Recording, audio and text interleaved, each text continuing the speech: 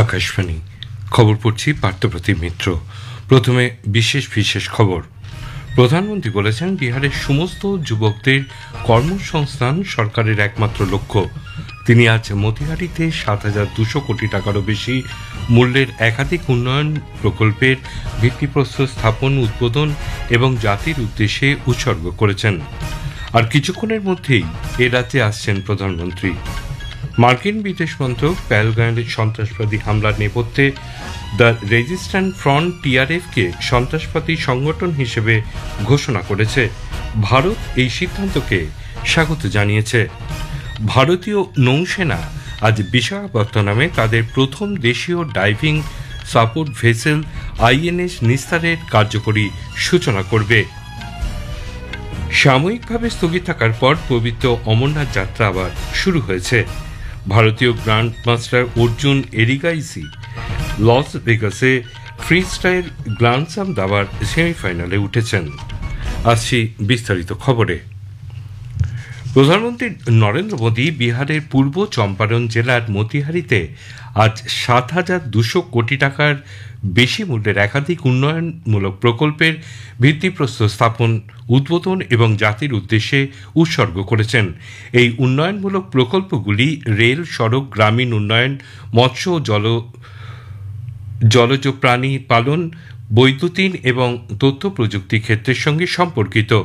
প্রধানমন্ত্রী ভিডিও কনফারেন্সিংয়ের মাধ্যমে একই সঙ্গে 4টি নতুন অমৃত ভারত ট্রেনেরও সূচনা করেন। তিনি বলেন, आज यहां से 7,000 करोड़ रुपए से ज्यादा की परियोजनाओं का उद्घाटन और शिलान्यास हुआ है।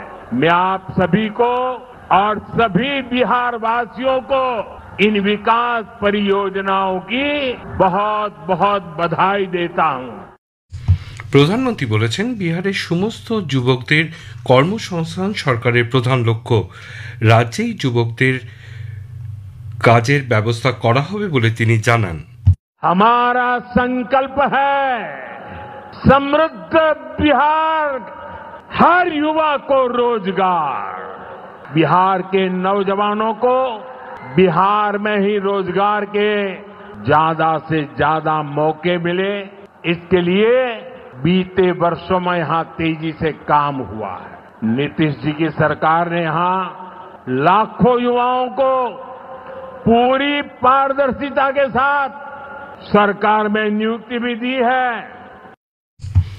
বিহারের রাজ্যপাল আরিফ মোহাম্মদ খান, মুখ্যমন্ত্রী নীতিশ কুমার, কেন্দ্রীয় মন্ত্রী গিরিরাজ সিং, রাজীব রঞ্জন সিং, চিরাগ পাসওয়ান, নিত্যানন্দ রায় সহ বহু বিশিষ্ট মানুষ এই অনুষ্ঠানে উপস্থিত ছিলেন। 2 মাসের ব্যবধানে আর কিছুক্ষণের মধ্যেই ফের রাজ্যে সফরে আসছেন প্রধানমন্ত্রী নরেন্দ্র মোদী। বিহার সফর সেরে আজ দুপুরে দুর্গাপুর নেহরু স্টেডিয়ামে একগুচ্ছ সরকারি প্রকল্পের উদ্বোধন, শিলান্যাস এবং জাতির উদ্দেশ্যে উৎসর্গ করবেন তিনি। বিদ্যুৎ, রেল, সড়ক ও প্রাকৃতিক গ্যাস ক্ষেত্রে 5,400 কোটি টাকা প্রকল্পের উদ্বোধনের কথা ঘোষণা করা হয়েছে। এর মধ্যে দুর্গাপুর থেকে কলকাতা, দুর্গাপুর থেকে হলদিয়া, জগদীশপুর থেকে হলদিয়া প্রাকৃতিক গ্যাস পাইপলাইনের প্রকল্পের উদ্বোধন করা হবে। এই প্রকল্পে রাষ্ট্রায়ত্ত তেল সংস্থা ভারত পেট্রোলিয়াম পুরুলিয়া ও বাঁকুড়া জেলায় গ্যাস সরবরাহ করবে পাইপলাইনের মাধ্যমে। এর পাশাপাশি দুর্গাপুরে 2টি রেল প্রকল্পেরও উদ্বোধন করবেন শ্রী মোদী। পশ্চিম বর্ধমানের তপস্বী ও পাণ্ডবেশ্বরকে সংযুক্ত করতে সেতু ভারতম প্রকল্পের অধীনে 380 কোটি টাকারও বেশি ব্যয়ে 2টি রোড ওভারব্রিজের সূচনা করবেন প্রধানমন্ত্রী। মার্কিন বিদেশ মন্ত্রক গত 22 এপ্রিলে জম্মু কাশ্মীরের পেহেলগাঁওয়ে সন্ত্রাসবাদী হামলার নেপথ্যে দ্য রেজিস্ট্যান্ট ফ্রন্ট টিআরএফকে সন্ত্রাসবাদী সংগঠন হিসেবে চিহ্নিত করেছে। এক বিবৃতিতে মার্কিন বিদেশ সচিব মার্কো রুবিও একথা বলেছেন। তিনি বলেন, এই পদক্ষেপ জাতীয় নিরাপত্তার স্বার্থ রক্ষা, সন্ত্রাসবাদ মোকাবিলা এবং পেহেলগাঁও হামলার জন্য মার্কিন রাষ্ট্রপতি ট্রাম্পের ন্যায় বিচারের বাস্তবায়নের প্রতি প্রশাসনের প্রতিশ্রুতি পুনর্ব্যক্ত করে। উল্লেখ্য, লস্করে তৈবা শাখা সংগঠন টিআরএফ 22 এপ্রিলে পেহেলগাঁও সন্ত্রাসবাদী হামলার দায় স্বীকার করেছে, যাতে 26 জন অসামরিক নাগরিক নিহত হয়েছিল। ভারত এই সিদ্ধান্তকে স্বাগত জানিয়েছে। টিআরএফকে লস্করে তৈবার বিকল্প বলে উল্লেখ করে ভারত বলেছে যে এরা একাধিক নাশকতামূলক কাজের সাথে যুক্ত ছিল। কেন্দ্রীয় স্বাস্থ্য ও পরিবার কল্যাণ মন্ত্রী জগৎ প্রকাশ নাড্ডা বলেছেন, সরকার সুস্থ ভারতের সংকল্পে প্রতিরোধমূলক, প্রচারমূলক এবং সঠিকভাবে রোগ নির্ণয়ের মাধ্যমে নিরাময়মূলক চিকিৎসা প্রদানের জন্য একটি সামগ্রিক উন্নতি সূচক দৃষ্টিভঙ্গি নিয়ে কাজ করছে। গতকাল নতুন দিল্লিতে এক অনুষ্ঠানে ভাষণ দিতে গিয়ে শ্রী নাড্ডা বলেন, সরকার দেশজুড়ে 1,77,000 আয়ুষ্মান আরোগ্য মন্দির তৈরি করেছে। ভারত সাফল্যের সঙ্গে তার কৌশলগত প্রতিরোধ ক্ষমতা প্রদর্শন ঘটিয়ে উড়িষ্যা উপকূলে চাঁদিপুর থেকে পরমাণু ক্ষমতা সম্পন্ন স্বল্প পাল্লার ব্যালিস্টিক ক্ষেপণাস্ত্র পৃথ্বী-2 এবং অগ্নি-1 পরীক্ষামূলক উৎক্ষেপণ করেছে। প্রতিরক্ষা মন্ত্রক জানিয়েছে, কৌশলগত বাহিনীর অগ্রণী কমান্ড এই পরীক্ষামূলক উৎক্ষেপণের যাবতীয় কার্যকারিতা ও পরীক্ষামূলক দিক পর্যালোচনা করেছে। ভারতীয় নৌসেনা আজ বিশাখাপত্তনমে তাদের প্রথম দেশীয় ডাইভিং সাপোর্ট ভেসেল আইএনএস নিস্তারের কার্যকরী সূচনা করবে। নিস্তার নামটি সংস্কৃত ভাষা থেকে এসেছে এবং এর অর্থ মুক্তি, উদ্ধার বা পরিত্রাণ। বিশাখাপত্তনমে হিন্দুস্তান শিপইয়ার্ড লিমিটেড কর্তৃক দেশীয় নকশায় নির্মিত নিস্তার প্রতিরক্ষা উৎপাদনে ভারতের আত্মনির্ভরতা অর্জনের লক্ষ্যে একটি বড় পদক্ষেপ। এই খবর শুনছেন আকাশবাণী থেকে। খারাপ আবহাওয়ার কারণে গতকাল অমরনাথ যাত্রা সাময়িকভাবে বন্ধ থাকার পর আজ আবার যাত্রা শুরু হয়েছে। 7,908 জন তীর্থযাত্রীর সরস্থলটি জম্মুর ভগবতীনগর যাত্রী নিবাস থেকে পবিত্র গুহা মন্দিরের উদ্দেশ্যে রওনা দিয়েছে। আবার উন্নতি হওয়ায় 335টি গাড়িতে 9,500-রও বেশি যাত্রী কাশ্মীরের বেস ক্যাম্পে পৌঁছবেন বলে আশা করা হচ্ছে। এদিকে অমরনাথ তীর্থযাত্রীদের একটি গাড়ি আজ দুর্ঘটনার কবলে পড়েছে। জম্মু কাশ্মীরের উধমপুর জেলার বাটাল বালিয়ানের কাছে একটি ট্রাকের সঙ্গে তীর্থযাত্রীদের গাড়ির সংঘর্ষ হয়। 5 জন আহত হয়েছেন বলে খবর, তাদের হাসপাতালে নিয়ে যাওয়া হয়েছে। উত্তরপ্রদেশের সন্ত্রাস দমন বিভাগ একটি বৃহত্তর ধর্মান্তর চক্রের সঙ্গে জড়িত থাকার অভিযোগে স্বঘোষিত আধ্যাত্মিক গুরু ছাঙ্গুর বাবার ঘনিষ্ঠ সহযোগী রশিদকে গ্রেপ্তার করেছে। বলরামপুরের উত্তরৌলা এলাকা থেকে তাকে আটক করা হয়। সূত্রের খবর, ছাঙ্গুর বাবা রশিদকে ধর্মান্তর সিন্ডিকেটের লাভজিয়াদ শাখা পরিচালনার দায়িত্ব দিয়েছিলেন। রশিদকে স্থানীয় আদালতে হাজির করা হয়েছে। এ বিষয়ে আইনি প্রক্রিয়াও চলছে। সিঙ্গাপুর ও ভারতের মধ্যে দ্বিপাক্ষিক নৌ মহড়া সিমবেক্সের 32তম পর্ব এ মাসের শেষ থেকে অনুষ্ঠিত হবে। ভারতীয় নৌবাহিনী এবং সিঙ্গাপুরের নৌবাহিনীর এই যৌথ মহড়া এবার সিঙ্গাপুরে অনুষ্ঠিত হচ্ছে। সেখানকার ভারতীয় হাইকমিশনার শিল্পক আম্বুলে এই মহাসড়কে ভারতের দীর্ঘতম নিরবিচ্ছিন্ন নৌ মহড়া বলে অভিহিত করেছেন। ইসরায়েলের প্রধানমন্ত্রী বেঞ্জামিন নেতানিয়াহু গাজা শহরে হোলি ফ্যামিলি গির্জায় ইসরায়েলের ট্যাঙ্ক হামলার ঘটনায় গভীর দুঃখ প্রকাশ করেছেন। এই ঘটনায় 3 জনের মৃত্যু হয়েছে, আহত আরও 10। গাজার একমাত্র ক্যাথলিক গির্জায় ইসরায়েলের হামলা বিভিন্ন ধর্মীয় সংগঠন এবং আন্তর্জাতিক মহলে তীব্র সমালোচনার মুখে পড়ে। পাকিস্তানের মাদক পাচার চক্র সম্প্রতি পাঞ্জাবে তাদের সক্রিয়তা বৃদ্ধি করেছে। ড্রোনের মাধ্যমে ভারতের মাদক পাচারের ঘটনা চলছে। এদিকে সীমান্তরক্ষী বাহিনীর সূত্র উদ্ধৃত করে আমাদের সংবাদদাতা জানাচ্ছেন, 6টি ড্রোন নষ্ট করে দেওয়া হয়েছে। গত দুদিনে অমৃতসর ও ফিরোজপুর সেক্টর থেকে একাধিক অভিযানে 10 কিলোগ্রাম হেরোইন বাজেয়াপ্ত করেছে। পাকিস্তানের দিক থেকে উড়ে আসা সমস্ত মাদকবাহী ড্রোনকে সফলভাবে নিষ্ক্রিয় করা হয়েছে। ভারতীয় গ্র্যান্ডমাস্টার অর্জুন এরিগাইসি লাস ভেগাসে ফ্রিস্টাইল গ্রান্ডস্লাম দাবা সেমিফাইনালে উঠেছেন। 21 বছরের অর্জুন উজবেকিস্তানের নদিরবেক আবদুস আত্তারোভাকে কোয়ার্টার ফাইনালে পরাজিত করেন। শেষ করার আগে খবরের বিশেষ অংশ আরেকবার। প্রধানমন্ত্রী বলেছেন, বিহারের সমস্ত যুবকদের কর্মসংস্থান সরকারের একমাত্র লক্ষ্য। তিনি আজ মতিহারিতে 7,200 কোটি টাকারও বেশি মূল্যের একাধিক উন্নয়নমূলক প্রকল্পের ভিত্তিপ্রস্তর স্থাপন, উদ্বোধন এবং জাতির উদ্দেশ্যে উৎসর্গ করেছেন। আর কিছুক্ষণের মধ্যেই এ রাজ্যে আসছেন প্রধানমন্ত্রী।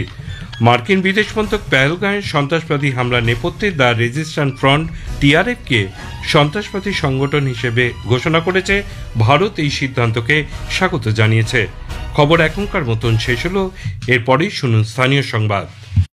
আকাশবাণী কলকাতা, স্থানীয় সংবাদ পড়ছি সুদীপ বসু। দু মাসের ব্যবধানে ফের আজ রাজ্য সফরে আসছেন প্রধানমন্ত্রী নরেন্দ্র মোদী। দুপুরে দুর্গাপুর নেহেরু স্টেডিয়ামে একগুচ্ছ সরকারি প্রকল্পের উদ্বোধন ও শিলান্যাস করবেন তিনি। এর পাশাপাশি কয়েকটি প্রকল্প জাতির উদ্দেশ্যেও তিনি উৎসর্গ করবেন। বিদ্যুৎ, রেল, সড়ক, প্রাকৃতিক গ্যাস ক্ষেত্রে ৫,৪০০ কোটি টাকার প্রকল্পের উদ্বোধনের কথা ঘোষণা করা হয়েছে। এর মধ্যে দুর্গাপুর থেকে কলকাতা, দুর্গাপুর থেকে হলদিয়া, জগদীশপুর থেকে হলদিয়া প্রাকৃতিক গ্যাস পাইপলাইন প্রকল্পের উদ্বোধন করা হবে। এই প্রকল্পে রাষ্ট্রায়ত্ত তেল সংস্থা ভারত পেট্রোলিয়াম পুরুলিয়া এবং বাঁকুড়া জেলায় গ্যাস সরবরাহ করবে পাইপলাইনের মাধ্যমে। এর পাশাপাশি দুর্গাপুরে দুটি রেল প্রকল্পের উদ্বোধন করবেন শ্রী মোদী। পশ্চিম বর্ধমানের তোপসি এবং পাণ্ডবেশ্বরকে সংযুক্ত করতে সেতু ভারতম প্রকল্পের আওতায় ৩৮০ কোটি টাকারও বেশি ব্যয়ে নির্মিত দুটি রোড ওভারব্রিজের সূচনা করবেন তিনি। প্রধানমন্ত্রীর সভার জন্য স্টেডিয়াম এবং আশেপাশের এলাকা নিরাপত্তা চাদরে মুড়ে ফেলা হয়েছে। সফরের আগে এক্স হ্যান্ডেলে বাংলায় লেখা এক বার্তায় প্রধানমন্ত্রী বলেন, তৃণমূল কংগ্রেসের অপশাসনের ফলে পশ্চিমবঙ্গের সাধারণ মানুষ ক্ষতিগ্রস্ত হচ্ছেন। তাদের আশা একমাত্র বিজেপি পারবে রাজ্যে উন্নয়ন সুনিশ্চিত করতে। বিজেপি ক্ষমতায় এলে দুর্গাপুর শিল্পাঞ্চলের উন্নতিতে সরকার কাজ করবে বলে আশ্বাস দিয়েছেন কেন্দ্রীয় প্রতিমন্ত্রী সুকান্ত মজুমদার। তৃণমূল কংগ্রেসের মতো পার্টি যারা আলিপুর জেলকে বিক্রি করে দিতে পারে, তারা প্রশ্ন করছে রাষ্ট্রায়ত্ত সংস্থা কোথায় গেল। দুর্গাপুরের এই হালটা কার জন্য হয়েছে? বামপন্থীদের জন্য হয়েছে এবং বামপন্থীদের পরবর্তী সময় তাদের সুযোগ্য ছাত্র তৃণমূল কংগ্রেসের জন্য হয়েছে। আমি কেন্দ্রীয় মন্ত্রী হিসেবে আমি দুর্গাপুরের মানুষ সহ এই পুরো রাঢ়বঙ্গের মানুষকে আমি আশ্বস্ত করছি যে বিজেপির সরকার ২৬-এ যদি আসে, দুর্গাপুর শিল্পাঞ্চলের সোনালী দিন আবার ফিরে আসবে, সেই গ্যারান্টি আমরা ভারতীয় জনতা পার্টির তরফ থেকে দিচ্ছি। প্রধানমন্ত্রী নরেন্দ্র মোদীর রাজ্য সফর নিয়ে প্রশ্ন তুলেছে তৃণমূল কংগ্রেস।